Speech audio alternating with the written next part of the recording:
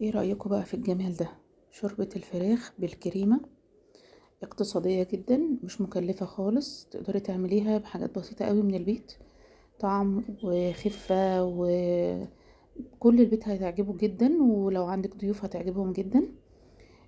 تعالي نشوف الطريقة بأبسط المكونات، ان شاء الله تعجبك بإذن الله. كل سنة وانتم طيبين ورمضان كريم. انا دلوقتي عندي حلة سخنة، نزلت فيها معلقة سمنة زي ما انتم شايفين، وكان عندي شريحتين تلاتة كده بانيه، رحت مقطعاهم قطع صغيرة زي ما انتوا شايفين كده، ونزلتهم فوق السمنة بعد ما ساحت في الحلة. خلاص شوحتها، ومن غير اي توابل ولا اي حاجة لحد دلوقتي. هنحط دلوقتي الفلفل الاسود. بصوا انا القطع صغيرة ازاي، تمام، وعلى نار عالية علشان الفراخ ما تنزلش السوائل بتاعتها. انا حطيت فلفل اسود، وحطيت بودرة ورق لوري، ورشة جوز الطيب زي ما انتوا شايفين. عندك مستكة حطي، ما عندكيش خلاص مفيش مشكلة.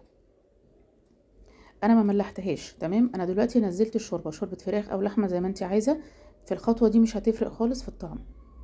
تمام، غطيتها في بولة بقى، جبت كوباية لبن بالقشطة، تمام. ويفضل طبعا لو عندك كريمة لباني، ما تشتريش الكريمات اللي هي الغالية زي جوعينة والكلام ده، لا، كريمة اللباني حلوة جدا.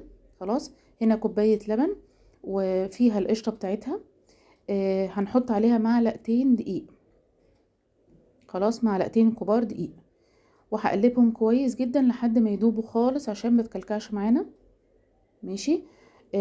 وهرجع تاني اعملهم بالمضرب اللي هو السلك علشان يدوب خالص. تمام، هنا كانت الشوربة خلاص دابت واتساحت خلاص مع الفراخ. هنزل عليهم بقى دي شوربة لحمة يا بنات. هنزل عليهم بقى الخليط اللي احنا عملناه في البولة بره.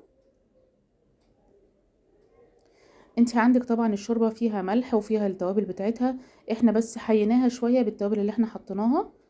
تمام. وطبعا هتدوقي الملح وتملحي الملح بتاعك. دي الشوربة بعد ما خلصت، طعمها تحفة، عجبت كل الضيوف اللي عندي.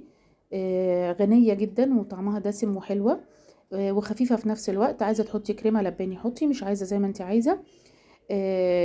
عايزة اقول لكم يا بنات والله هتعجبكم جدا جدا. ومن الشوربات الحلوة قوي في رمضان وخفيفة، وكل سنة وانتم طيبين.